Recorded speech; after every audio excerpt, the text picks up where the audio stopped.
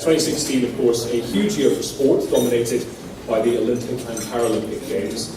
I'm sure we were all glued to lots of different screens, lots of different sports, from like Mo Farah. I remember being in an airport actually on the night of that women's hockey final, and the whole waiting room in the airport crowded round a tiny TV watching the women's hockey final. I thought it was the Champions League football final or something. It was amazing, and that was against the Netherlands. So there barely seemed enough time to get our breaths back before the Paralympics then came along, and again we were all whooping and cheering at the TV screens. We all act like we're nice and proper in this room, and it's all just so I'm sure we're all making fools of ourselves in our living rooms, cheering and shouting at televisions. Aside from our Vice President, whose chair is empty right now, James Crackle, not a lot of us know much about what it's like to compete at the Olympics apart from him. However, I'm extremely delighted to say that we do have a special guest joining us today to tell us exactly how it feels to represent your country and take part in the 2016 Paralympic Games, which were in Rio. Jack Rutter captains the Paralympic football team, and that includes people with brain injury. In Rio this summer, he led the team, passion and pride, putting in a string of captains' performances. Ladies and gentlemen, please welcome to the stage, Jack Rutter.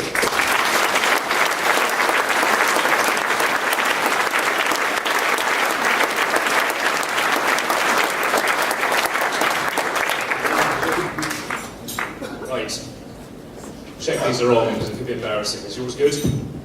Can you hear me all right? Absolutely. Now, Jack, brilliant to have you with us. I did ask you outside, you're wearing your Paralympic Team GB suit. Does that get many earrings? Do you like going to shops in it, down the club, seeing your friends, or do you I wear it all the time. I wear it to football, to the gym. Every appearance I've ever made since Rio, I've been wearing it now. It's nice to get a suit. Lovely to have this as a bit of memorabilia, along with all the other kit that you get when you partake in the Olympic and Paralympic Games. So it's a huge honour when that kit comes in the postman of all that kit. It's brilliant. Now, obviously we're going to talk a lot to Jack about his experience and his experience with brain injury, but first, I just want to show you what sort of thing he can do. Well, which of these two rival teams will end the group stage on a high? Will Great Britain or Ireland achieve their first victory in the competition? The British team in the red, and Matt crossing with the ball in immediately to find Jack Rutter, the captain. And Rutter has scored! 21 seconds! Well, what a start by Great Britain. 21 seconds, not bad. Sorry for any Irish in the crowd. So tell us first of all, what was it like getting the call for Rio and then heading there? What was the whole experience? It was amazing. Obviously, I captained England for the last 2 years before in the European Championships and the World Championships, and that was obviously a massive achievement. But then, when the best players from not only England but Scotland, Northern Ireland and Wales come together, I was worried that I might not even make the full team. So that's how I live my life. So obviously, to be named in the squad and then named captain was a huge honour, and overall it was a wonderful experience, and something I'll remember for the rest of my life. And what was it like in the athletes' village? Because none of us have an idea. Are you all milling around just bumping into the likes of Bolt and things like that? Unfortunately, Bolt had obviously gone home because he was in the Olympic Games, but no, there's obviously massive sports people there in the Paralympic Games. Ellie Simmons was one who stood out for me, so humble and so nice. It was really nice to meet her, and the athlete village is brilliant. The food hall is about, 4 or 5 football pitches in size. Is it true about the 24-hour McDonald's? Yeah, no, it's not 24 hours, but from 8 o'clock in the morning until 10 at night, it was free McDonald's the whole way through. So, we have to be a little bit careful not to get caught there. Now, before you made the England team and then the Paralympic team, tell us a little bit about your football before the injury. Okay, so I obviously love football from a very young age. 4 or 5 years old, I bought my feet. Through that love and passion for the game, I signed for Birmingham City when I was 10 years old, and I spent 8 years at the club, doing really, really well. For 2 years I was a full-time player, and then literally a few weeks away from signing my professional contract for the club and playing an FA Youth Cup semi-final against Liverpool at Anfield on a night out with friends, as you do, normal 18-year-old. I got caught in an unprovoked assault, a punch in the back of the head. When I fell, obviously I was knocked unconscious, didn't put my hands out or anything to protect myself. Smacked my head on the curb, double fracture to my skull, brain hemorrhage, moderate brain damage. and made permanent deaf on my right ear. So obviously my balance and coordination was really, really affected at the time. I was in a wheelchair, although I've made obviously tremendous recovery since, but it really, really affected me, both mentally and physically. So I had to retire from professional football at the tender age of 19. And when you were in how long were you in hospital for? Did you remember anything about the night itself? And how much did you remember when you were in hospital? I literally remember stepping out of my mum's car and she dropped me off and there's a puddle. And I just remember literally stepping into the puddle and a bit of mud going on my trousers. It's weird. And I don't remember much for quite a while. I don't remember the whole night. I don't remember what happened. I was being told. I spent about 2 weeks in Friendship Hospital in Bristol. Fantastic place. You know, they really saved my life. 2 weeks intensive care and a few more days after that. And then I got discharged to go home and I had to recover then. And when you were told exactly what happened to you, you just signed a contract to play with Birmingham. You've been with them for 8-9 years. How do you process losing that? Good question. It was hard to process, really. For a number of years, it was very hard to come to terms with. And even for a few months after the head injury, I didn't realise how serious it was. I just kept going, I've got to go back to Birmingham, I've got a FA Youth Cup semi-final to play, and all this mad stuff. So I didn't really process that I'd had a head injury. I wouldn't be the same again. It wasn't until I went back home and I tried to train in my garden, which I've played in since I was 4 years old, and I couldn't even stand up straight, that it hit home. I wasn't the same. And then I tried to go back to playing, went back to Birmingham, went to some lower league clubs, and all the way down the leagues, and I just couldn't even play at like a county level. So that's when it really hit me that I wouldn't be able to continue a professional game. Were you being told through that time that you wouldn't be able to play and you were fighting, kicking against it, desperately trying to play with these clubs? Was it someone telling you that it wasn't going to happen and you kicking against that? Yeah, of course. I wasn't going to listen to the doctors. I just thought, I'm going to go back and play and I'm going to try and make it back to be a professional. So I went against the doctor's wishes. I went back probably sooner than I should have done. Pushed myself a little bit too hard, too early, but that's what got me to where I was in the first place, that desire and determination. So eventually the doctors sat me down and said, you won't be the same again. You need to accept that and maybe start a new life and maybe retire from professional football. That's my decision. So at that stage, was football at all on the cards in the future, or did you think about doing completely something?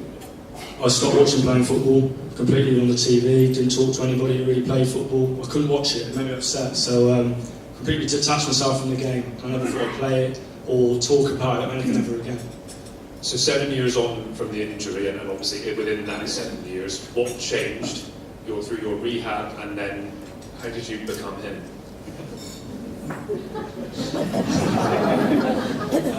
So I was actually at Headway in Nottingham, where I tried to go to university. That didn't go to plan, but I stayed up there because I met some good people. I was doing a bit of coaching, so I started to get back into football a little bit.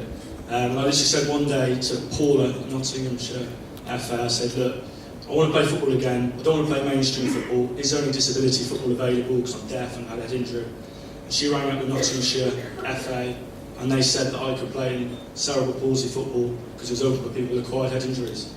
Didn't know what to expect. I went to the East Midlands regional team and done well. Met some really inspirational guys who were born with CP, been bullied at school and been in wheelchairs, and they've come through that. And they inspired me to make the most of my second chance. And that was the first training session I had with them, and it's obviously catapulted to become a captain of GBs. Absolutely. And how does the brain injury affect how you play when you look at yourself, before and after the injury? Just my balance and coordination mainly, so I'm not as sharp as I was, not as quick, can't turn as quickly either. Obviously I can't hear important calls in the right ear, and there's a crowd and stuff, it's difficult to hear anybody on the pitch. How do you deal with it? Just try and use my eyes as much as possible, try and really look around me and see where I am on the pitch, try and sort of play in the future, and so I don't need that added information when I receive the ball. And I do loads and loads of training.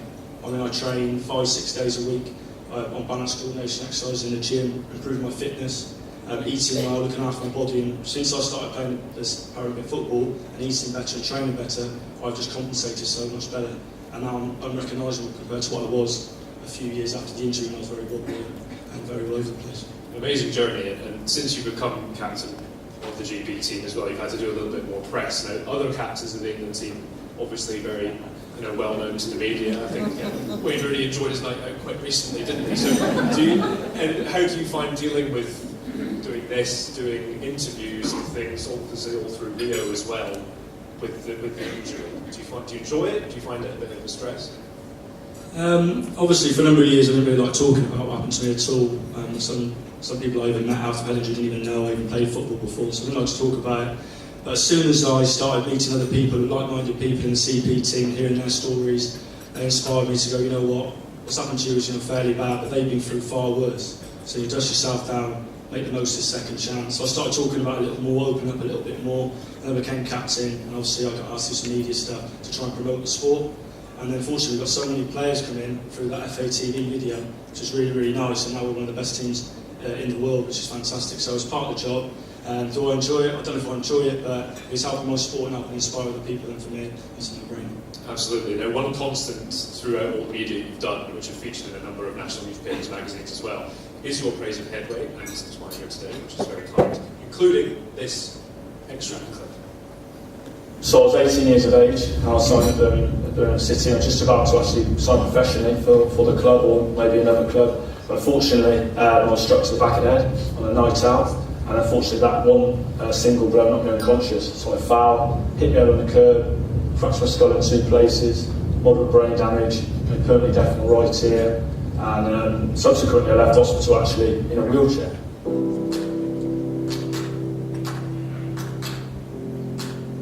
My name is Jack Rutter. I'm captain of England and Great Britain in a cerebral palsy football team. It was quite demoralising. When you try to play football and you headed the ball, get a pain in your head, or falling over and stuff when I'm moving at a real pace. I couldn't really kick very well on my left foot because my balance on my right leg was so bad. Little stuff like that, it's just like, what's the point anymore? There's no point trying to make it at an elite level. So it was very upsetting, very sad times, but fortunately I had a great support network from my family and the charity Headway as well. They were fantastic as well. So about 3 or 4 years after the assault, I was made aware that I could play cerebral palsy football through that charity I mentioned, Headway.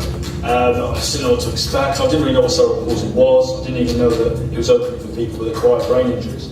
So I went to a trial actually at East Midlands regional cerebral palsy team, and they looked at me and they looked at my medical records, and they were like, you can play in sport. I was like, wow. You can play for England, you can play for Great Britain, major tournaments. I didn't even know this existed. I wish I knew sooner.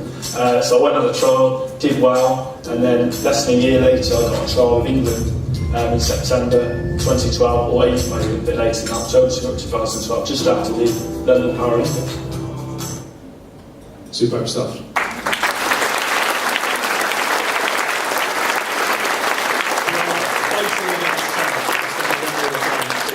Just tell us briefly your experience with the charity and how much they helped you. I haven't been that emotional since shortly after my injury as I was earlier on, hearing the fantastic stories of the volunteers and the people who really do the proper work.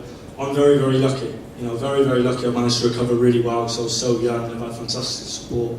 I only can say thank you to every single one of you. I'm trying to get emotional now. You do amazing things up and down the country. You should be so proud of yourself. And I can't think of any better place to share my story than tonight with all of you fantastic people.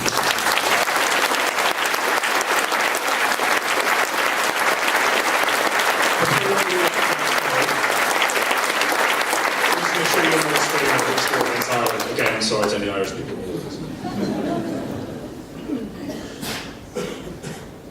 It's a slightly awkward position for a free kick. It is teed up on the corner of the box for Rutter to come on, and the England captain delivers with an absolute beauty into the top corner. Because in his 8th goal of the tournament, and England take a 2-0 lead, and that is a captain's goal of any sort. You said it was the awkward angle, but they shifted it short, and Rutter found the far corner.